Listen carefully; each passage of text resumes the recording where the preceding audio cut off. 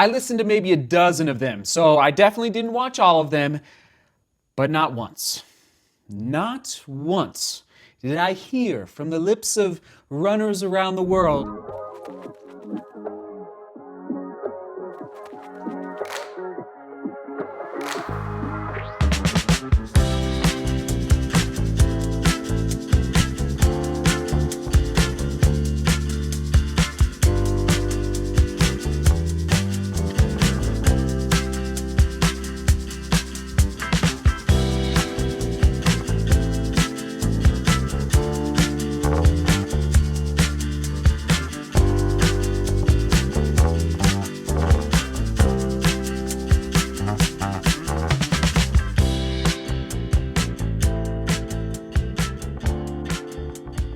how to run faster and longer without getting tired. Oh my, here we go. Buckle up, everybody.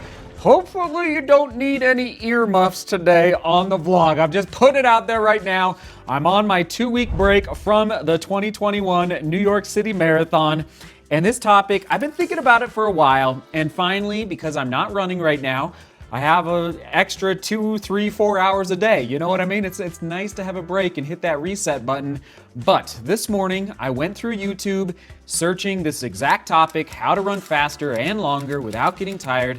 And there's hundreds of videos on this topic. Hundreds, okay? I listened to maybe a dozen of them, so I definitely didn't watch all of them, but not once.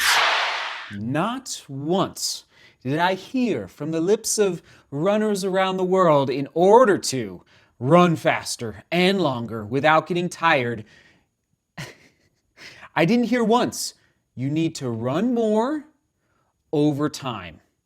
You need to run more over time. It didn't come out once anyway. What are we doing here? There's a lot of shortcuts, a lot of tricks, a lot of situations out there on YouTube right now that I would just be very careful if you are trying to run faster and longer without getting tired. Just be careful what you're listening to. Listen, and even including me, okay? So I'm putting myself in the running YouTube category.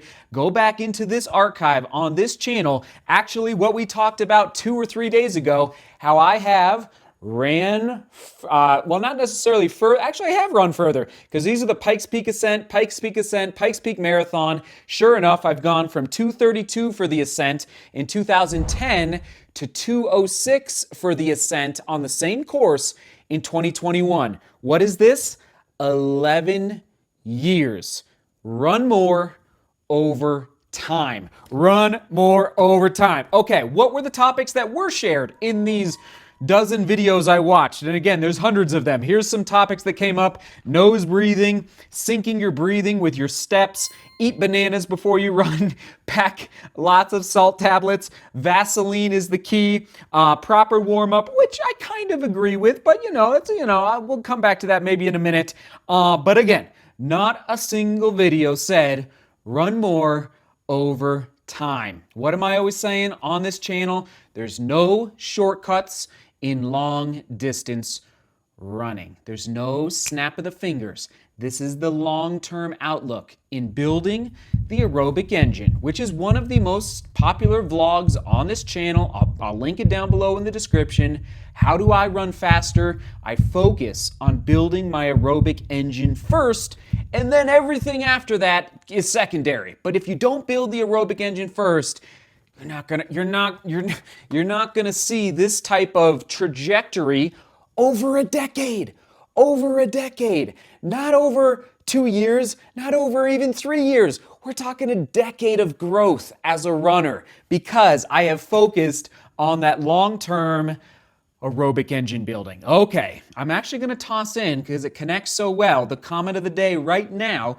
Yesterday I asked about Once a Runner. Who has read the book Once a Runner? Okay, so this is shout out to Troy. You get the comment of the day, and it connects. It's a quote from the book, And this is a great book, Once a Runner. If you haven't read it, go read it. You don't become a runner by winning a morning workout. The only true way is to marshal the ferocity of your ambition over the course of many days, weeks, months, and years. The trial of miles, the miles of trials. John L. Parker Jr. Troy, you get the comment of the day. It just fits so well to what my focus is on this channel. But again, I think I finally have the data to prove that if you do focus on the long term, run more over time, you will run faster without getting tired. Okay? There is just simply, in my humble opinion, no shortcuts to becoming a faster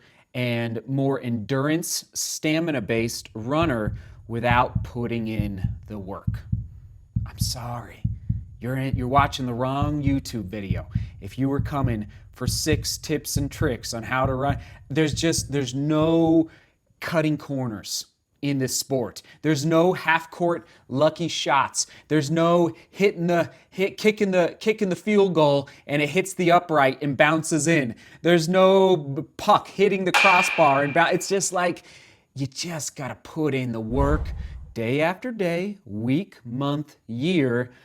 And what I'm always saying, what I talked about a couple days ago, stacking training blocks on top of each other over time. Okay? So that is actually my answer. If you want to click away right now, I understand. I'm actually going to give some practicals, though, on how to do this in your life, okay? And how, just some really tangible action items to take with you. But that's my answer. How to run faster and longer without getting tired. Run more over time. I'll say real quick though, beginners out there, that does not mean you start running 30 miles a week. It means you start walking twice a week. And then the next week, 3 times a week. And the next week, 4 times a week. 5, until you get up to 5 to 7 days a week. And then after 7 weeks, on week 8, you mix in a 5 to 10 minute jog, preferably, I'm going to say, on a softer surface like dirt or even a grass soccer field, okay? And you start building and building and building. I'm not going to go through an entire training plan for a beginner runner, but that's how you run. You run more over time. And just to drive this point home, real quick, I've been running since 1998, 7th grade, okay? And so we're looking at about 23 years. It wasn't until I was after college. So I had been running for, 15 years, but then it wasn't until about 2000 and, let me think, we're 2021. It was like 2015, 2016 roughly. So I had been running about 17 to 18 years, if I'm doing the math right on this, before I felt strong enough and confident enough to really start increasing my volume where I could stay healthy and start stacking those training blocks on top of each other, okay? So again, it's just that long-term outlook that it's so key for long distance running. Okay, moving on to some practicals. Here we go. Increase volume over quarters, not just weeks, especially depending on your experience level. If you're a newer runner, increasing your volume over long periods of time, not a snap of the finger, all right? That's point number 1. Point number 2, absorb the volume. As you are increasing the amount of miles or kilometers that you're running, take time off, meaning you back off your volume, or you might need to take 2, 3, 4 days off. So let's say you ramp up from 20 miles a week, and then a quarter later, so 3 months later, you're hitting, let's say 30 miles a week, maybe 35 miles a week. Boom, hold that for 2 to 3 weeks, and then back off to, I would back off, frankly, to like 15 to 20, and hold that for 2 to 3 weeks. So it's a wave. So your body, as you're adapting to what I sometimes call the pounding, you get out there, you're pounding the pavement out there, you need to let your body adapt to the volume, all right? And it's like a roller coaster. I'm always talking about the roller coaster here in the studio. Okay, point number 3, consistency over heroism. If you are tight for time, you're cooking dinner, you need to pick up the kids from piano recital, you're just tight on time.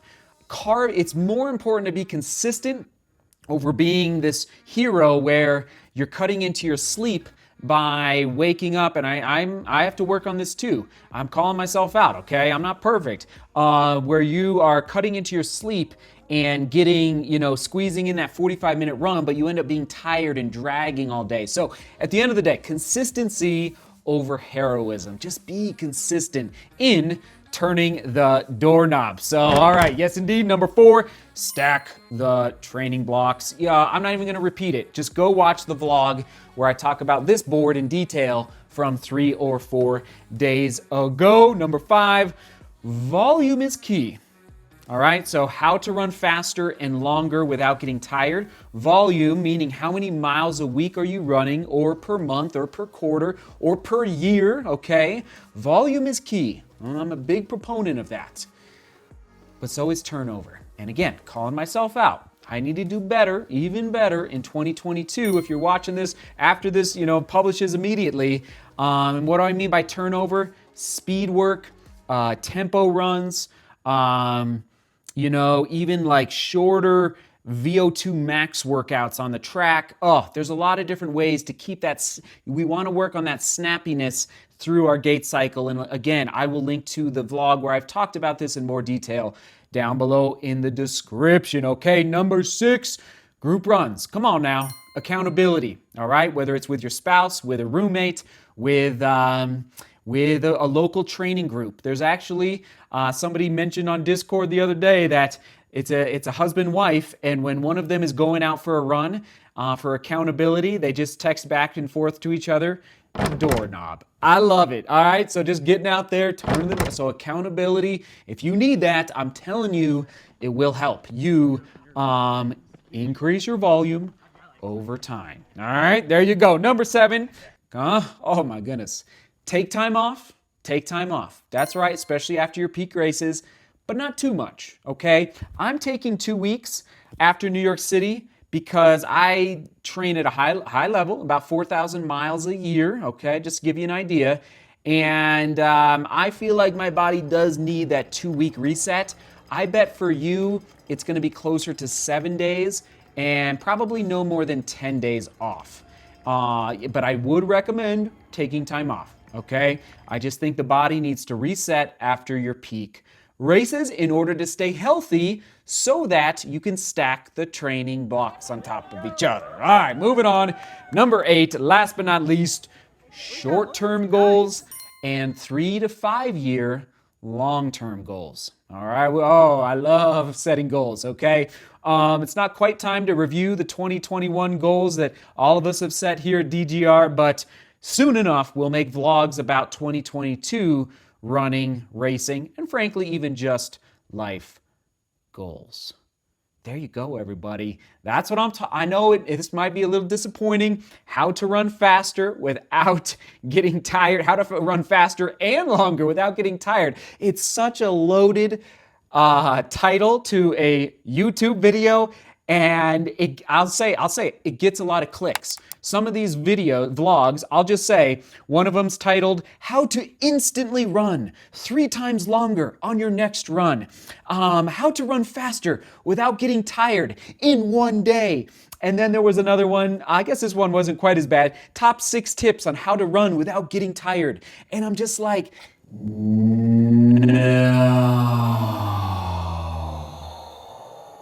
no, none of them said, run more over time.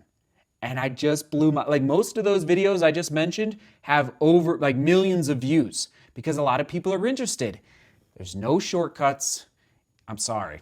I have not found, if you find it, send it to me, a shortcut for long distance running. I'm all ears, but I have not figured out a way to run faster and longer without getting tired, without putting in the work. All right, everyone, question of the day. What is the number 1 running fallacy that you have seen on YouTube?